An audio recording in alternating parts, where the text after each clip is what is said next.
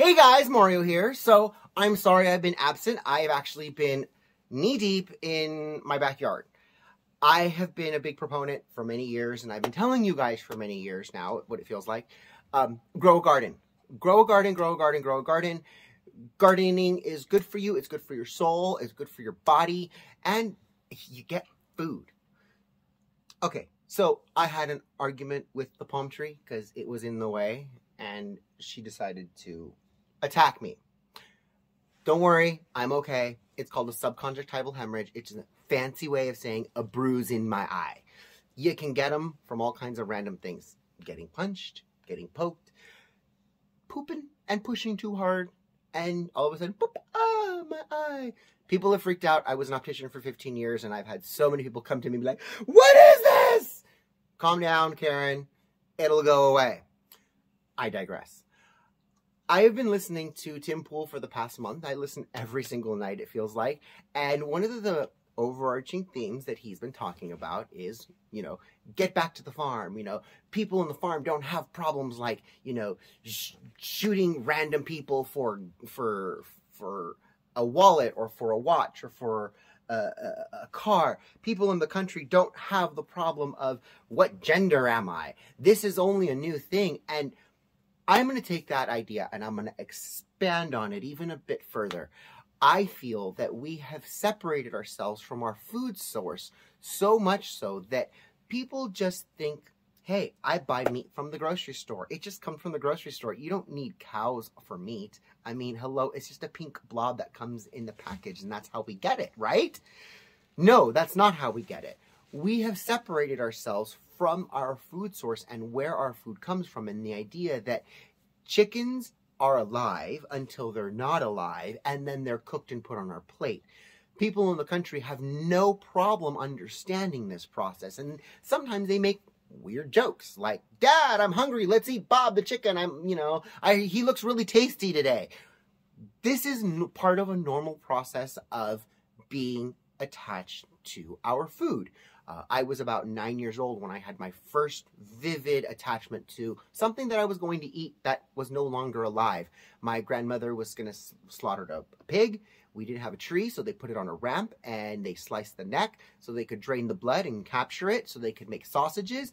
I was sitting on the pig along with my 7-year-old brother and my 8-year-old cousin, and we are hopping up and down trying to squeeze the last remnants of juices from inside. I'm having a grand old time. My brother is in tears.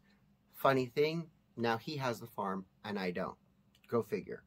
But I guess. This is an overarching problem in our society where people no longer respect life and where it comes from because they just have completely become detached from it. Food isn't something that we actually need to kill for and work for. Food isn't something that crosses their mind in the idea of more than I'm just going to pay money for this package, or it just comes to me in a plate. And the further our society, I believe, separates itself from our food, the less moral we get. In conjunction with what I've been watching with Tim Pool, I've also been watching this other YouTuber he's a pastor at Grace Chapel Church in New Jersey, and he goes to campuses, college campuses, and he talks to these young people about God, about religion, about how they can still be faithful and still believe in things like evolution. You can still be faithful and believe in things like morality. And even if you're not faithful, there is a sense of innate morality in all humans.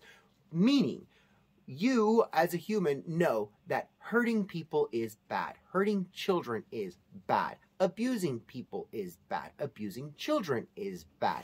But where does that idea of bad come from? Does it come from because they're human like me?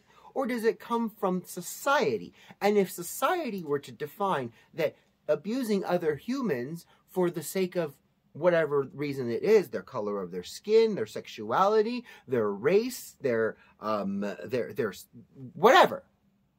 If the society says it is moral to abuse them, does it all of a sudden become immoral to want to help them. So where does that sense of morality come from? You don't need the reinforcement from Sky Daddy, they call it, to be a good person. You're a good person because you want to be a good person. But what happens when the society isn't the good person you want to be? Where does that morality come from? We have a set of innate morals and an innate rules because it's not nature. Nature is metal. Nature is the most awful thing in the world because it's dog eat dog. It is survival of the fittest.